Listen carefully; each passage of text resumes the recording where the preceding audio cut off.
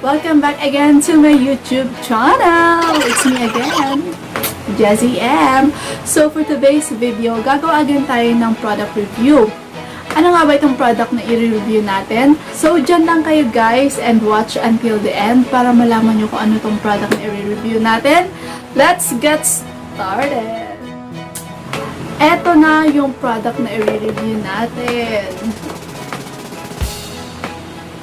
Okay, this is professional hair clipper. Yes, Jinghao professional hair clipper. Aalamin natin guys if itong product na ito is okay ba, maganda ba, and kung magkano yung price nito. Buksan na muna natin itong box at alamin natin kung ano yung laman niya sa loob. So, based dito sa nakalagay dito sa box niya, meron siyang 4 comb attachments. Meron siyang okay, buksan na lang natin yung loob. Oh, eto. Sa loob niya is, of course, itong unit mismo niya. Ayan, yung razor. Yes. And electrical po siya. Ang voltage input niya is 220 guys. 220 po. And aside dun sa unit, meron din sa loob ng box niya yung, okay, yung 4 na klase ng ano to? Yung comb attachment. Ina-attach na comb dito sa dulo ng ating clipper. Yan. Ito. 4 na sizes po siya. Ito yung 3mm, 6mm, 9mm, and 12mm na size. 4 size. And ano pa yung nasa loob? Oh, meron na rin siyang gunting. Yes, meron na rin siyang gunting. Ay, tunog na matala siya ha. And ang comb. And etong para siyang maliit na brush. Siguro brush to paglilinisan yung yung razor. Yan. And ano pa?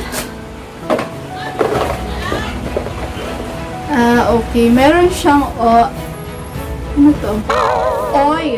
Oil para dun sa razor. Para siguro hindi siguro magkalawang or what? Siguro ganun. And kasama din sa loob ng box is yung kanyang manual. So, dito sa manual, nakalagay dito kung papaano mo siya gamitin. I-try natin siya. Ito guys, dito mo i-attach yung okay. Meron siyang pinakang parang protection kasi blade itong nasa loob eh. So, ito yung protection niya. Dito mo i-attach yung mga yung mga comb. Ito. Gamitin natin yung isang yung 3mm. Okay, i-ano mo lang siya, isasabit.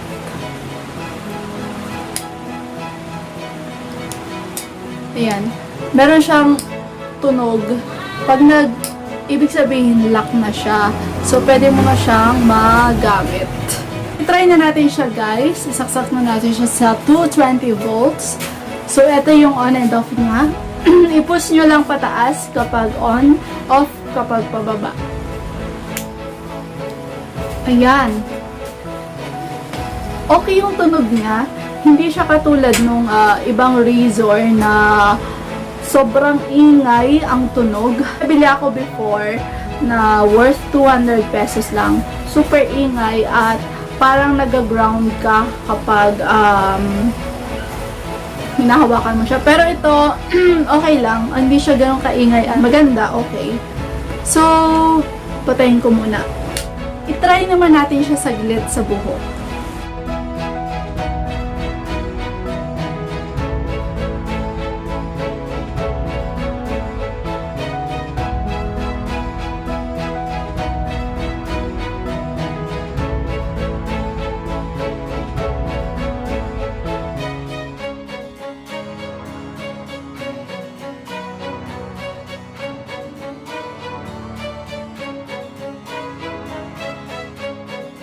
So, ayun, na-try na natin siya sa buhok and okay naman siya at magandang gamitin. So, magkano nga ba yung price nitong ating razor na to? Itong professional clipper natin na to. Okay? Excited na ba kayo kung magkano? So, murang-mura lang naman po. Only 300 pesos, guys. 300 pesos lang po. Yes. 300 pesos lang. At na sulit. Talaga namang magagawa mo na yung gusto mong style ng haircut sa iyong buhok. And complete package siya. May 4 sizes siya nung comb. And meron na rin siyang gunting, may comb, may oil para sa razor. So, at electrical pa siya. Ayan, maganda. Meron din naman po guys yung mga rechargeable na razor. Pero mas mahal naman po yun. I think yung pinakamagandang klase is worth 1,500.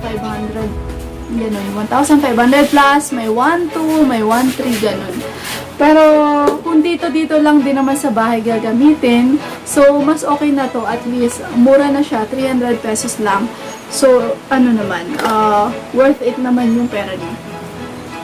Lang po guys, thank you so much for watching. If bago ka pa dito sa aking channel, huwag mo kalimutan mag-subscribe at pindutin ang aking kampana para lagi ka namang notified sa lahat ng mga videos na i-upload ko. So yun po, thank you so much for watching until the end. Jezy M signing off! Mwah!